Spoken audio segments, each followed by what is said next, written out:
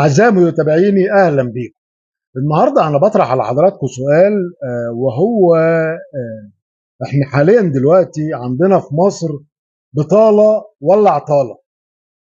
يا ريت حد يكون عنده معلومة ويطلع يبلغني يعني. في الحقيقة أنا شخصيا من وجهة نظري أنا شايفها عطالة. آه، خلال يعني هي زادت قوي خلال العشر سنين أو ال15 سنة اللي فاتوا، اللي هو الشباب يعني مش كلهم ولكن جزء كبير منهم مش عايز يشتغل. انا مش عارف ليه. الكل قاعد في بيته ومبسوط قوي ان هو بينام طول النهار ويصحى بالليل، وبعد كده يصحى ولما تقعد تتكلم معاه يقول لك انا بدور على شغل مش لاقي شغل. طيب بدل ما انت قاعد في البيت تعالى اشتغل. طب هتديني كام؟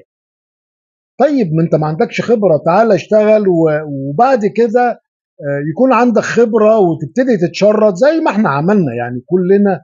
يمكن الجيل بتاعنا والجيل اللي قبلينا والجيل اللي بعدينا كله عمل كده. لما كنا في بداية حياتنا قلنا نتعلم يعني ونكتسب خبرة وبعد كده نبدأ نبص للمادة. هيطلع واحد دلوقتي يقول لي طب ما هو انا دلوقتي هاخد 5000 جنيه في الشهر، هيعملوا لي ايه؟ طب يعني ما انت ال 5000 جنيه اللي انت هتاخدهم في الشهر افضل من ان انت بتاخد مصروف من ابوك ولا امك، ولا حضرتك شايف ايه؟ انا من وجهة نظري ابدأ في حياتك واشتغل وشوف، اتعلم خبرة وبعد كده ابدأ اعرف عايز تاخد كام و... و...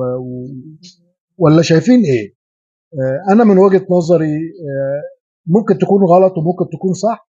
واجب علينا كلنا، على كل مصري، على كل مصرية، كلنا نشتغل ونشتغل في أي مجال اللي بيها نقدر نغطي احتياجاتنا، وكمان نقدر إن احنا ننهض ببلدنا للأمام.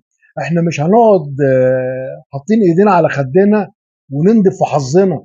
ولا حضراتكم شايفين ايه؟ يا ريت اللي عنده جواب يقول لي. تحياتي فنان الرحال.